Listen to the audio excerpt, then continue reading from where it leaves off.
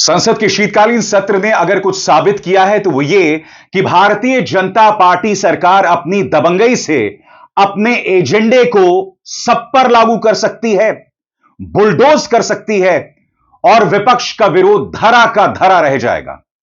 इस वक्त देश के सामने कई समस्याएं मुंह बाहे खड़ी थीं, मगर किसी मुद्दे पर बहस नहीं हुई। प्रदूषण तमाम रिकॉर्ड्स तोड़ रहा था। हालात इतने खराब थे कि लखनऊ में एक T20 मैच नहीं हुआ। हम सब ने देखा कि हार्दिक पांड्या किस तरह से चेहरे पर मास्क लगाकर घूम रहे थे, मगर प्रदूषण पर कोई बहस नहीं हुई। डॉलर के मुकाबले रुपए लगातार गिरता गया, कोई बहस नहीं हुई।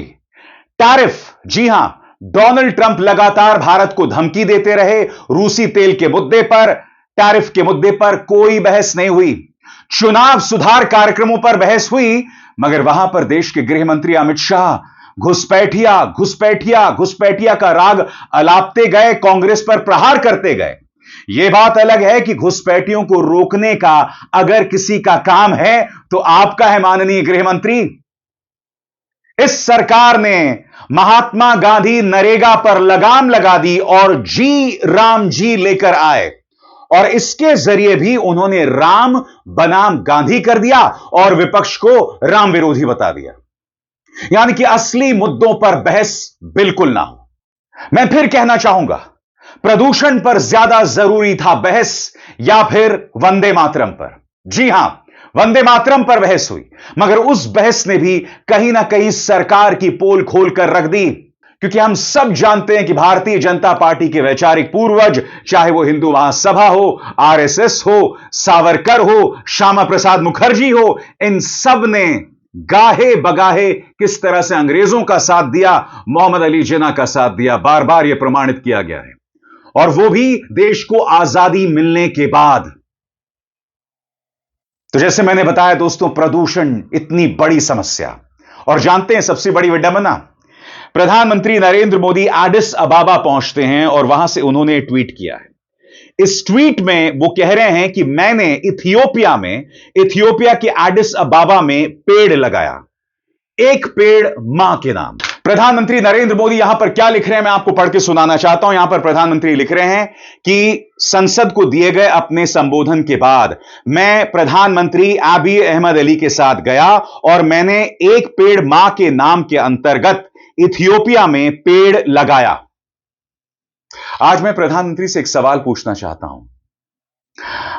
अरावली पहाड़ियों को एक बहुत गंभीर संकट इस वक्त सामने है।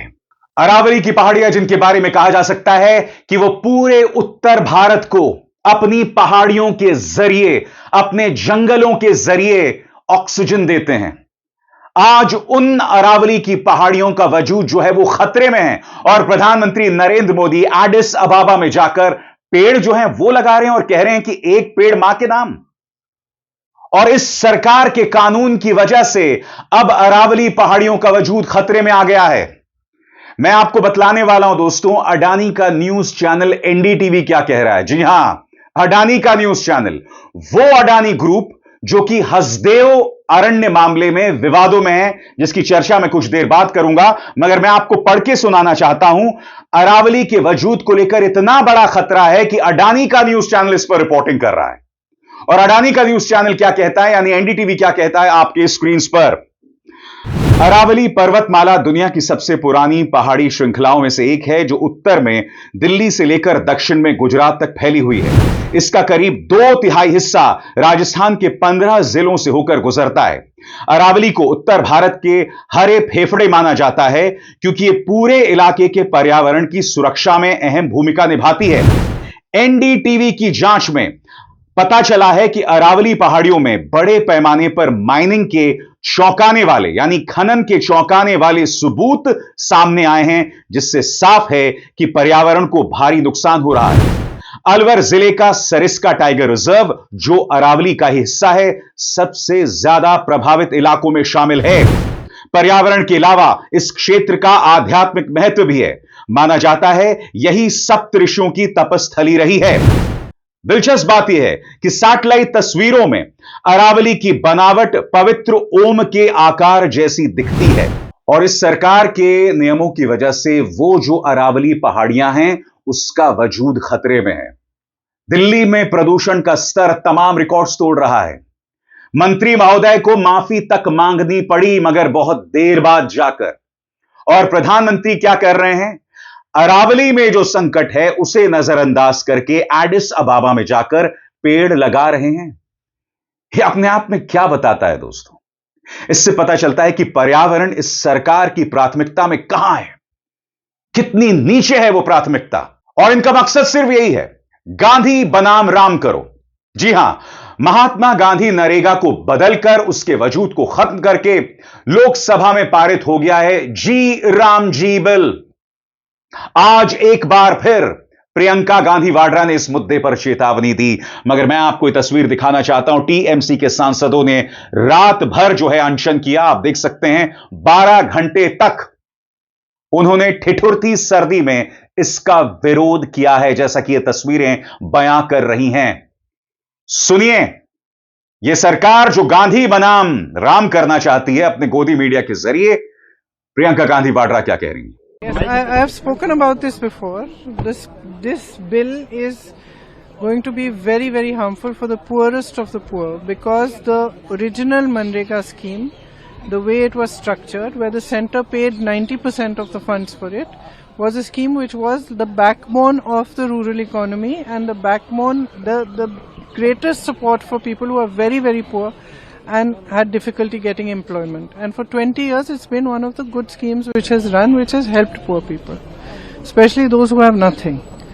Now in this new formation, in the new form of the bill, when you cut down so much of the allocation from the center, and most of the allocation is, a lot of it is going to come from the states are not going to be able to afford it, which means the scheme will die, and that is going to be very, very harmful.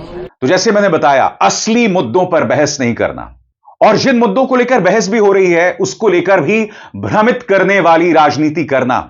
प्रधानमंत्री नरेंद्र मोदी जो Aedes अबाबा में पेड़ लगाते हैं, मगर अरावली की पहाड़ियों के साथ क्या हो रहा है उसे भूल जाते हैं।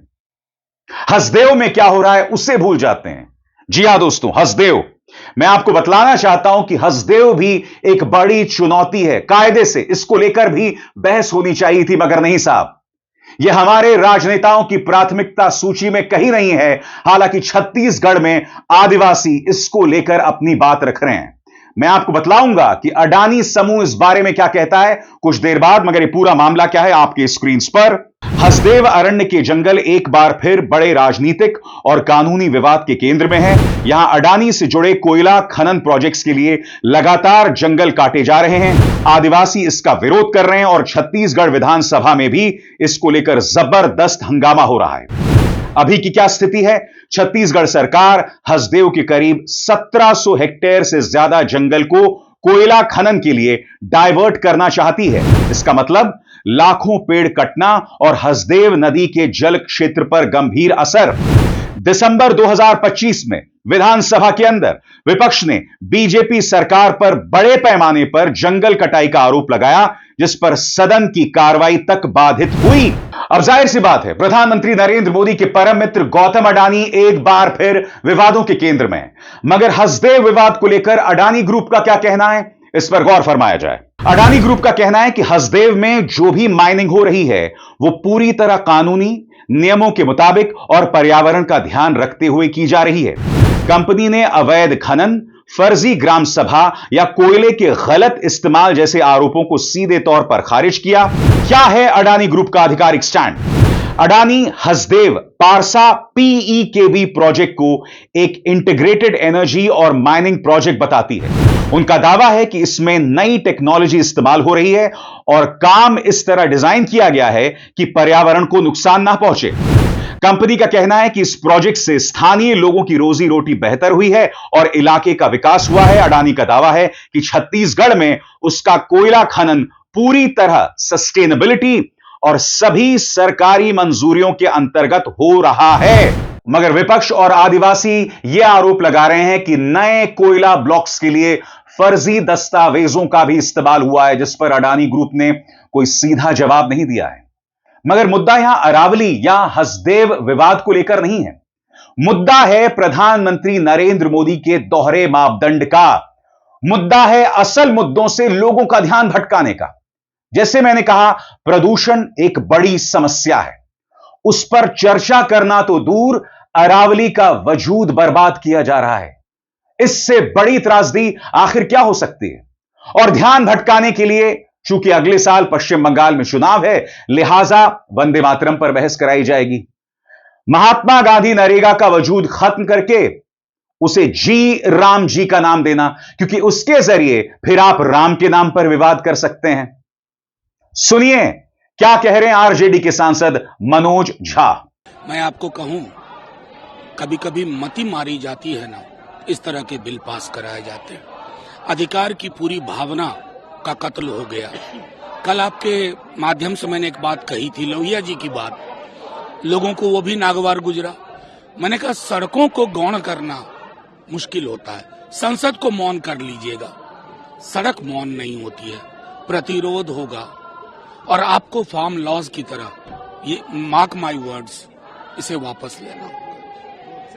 और सबसे बड़ी त्रासदी दोस्तों, जहां तक गोदी मीडिया का सवाल है, गोदी मीडिया क्या जहर उगल रहा है वो मैं आपको अपने मंच पर दिखाता रहता हूं। मगर जैसे मैंने बताया ना, संसद का यह सत्र खत्म हो गया, मगर गोदी मीडिया किस तरह का जहर उगल रहा है, किस तरह का झूठ परोस रहा है आपके सामने। सबसे पहले इंडिया टीवी, नेहरू से जुड़े 51 बक्से, सोनिया गांधी क्या सीक्रेट छुपा रही हैं? कहीं सुल्तान, कहीं किंग, सब बिछ गए। प्रधानमंत्री मोदी मुस्लिम देशों में शहबाज मुनीर को ठोकने की डील कराए।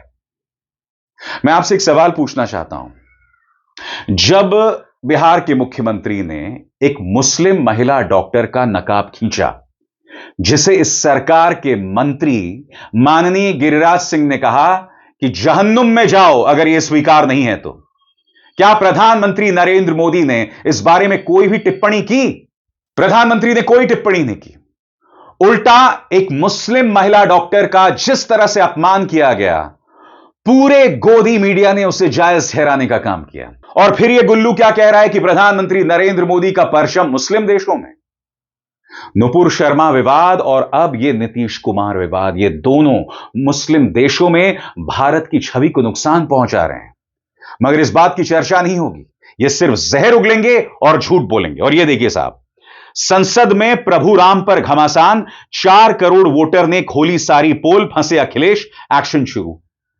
अब कहां जी राम जी पर बहस और कहां अखिलेश पर दबिश, कहां योगी आदित्यनाथ, कहां शिवराज सिंह चौहान।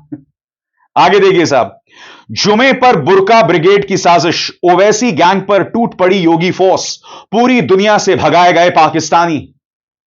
इन तीनों पंक्तियों में क्या लिंक दिखाई देता है आपको? मगर असली मुद्दों से ध्यान भटकाने के लिए कुछ भी डिबेट किया जाएगा, कुछ भी बकैती की जाएगी और इसके अलावा कुछ नहीं। आगे देखिए साहब, ममता ने जलाई घुसपैठियों की बस्ती, मिल गए सारे सबूत, गिरेगी सरकार, अखिलेश पर योगी का तगड़ा एक्शन शुरू। यानी कि भाई साहब ने ममता बनर्जी की सरकार गिरा दी। यहां पर बाकायदा आप देख रहे हैं अखिलेश यादव सिर पकड़कर बैठे हैं, अपने बाल खींच रहे हैं। पूरा प्रोपेगेंडा देखिए दोस्तों किस तरह से चलाया जा रहा है। आगे देखिए, संसद में किसने किया हंगामा, खुल गया राज। तेजस्वी के बाद अब अखिलेश को निपटाएंगे राहुल। यह प्रोपेगेंडा भारतीय जनता पार्टी का प्रचार तंत्र चलाता है कि राहुल गांधी जिसके साथ भी होते हैं उसकी लुटिया डूब जाती है। मगर जैसे मैंने बताया ना, बीजेपी का आईटी सेल और मुकेश अंबानी का न्यूज चैनल, इनमें कोई फर्क नहीं है, कोई फर्क नहीं है साहब। मुकेश अंबानी, देश ने इन्हें इतनी मोहब्बत दी, मगर ये बदले में क्या दे रहे हैं देश को? एक ऐसा चैनल जो रोज प्राइम टाइम में हिंदू मुस्लिम करता है, विवादास्पद कार्यक्रम करता है, जहर परोसता है, जिसे एनबीडीएसए ने कई बार हटवाया है, कई बार हटवाया है। और दंगाई कार्यक्रमों की बात कर ही रहे हैं तो इस गुल्लू को देख लीजिए।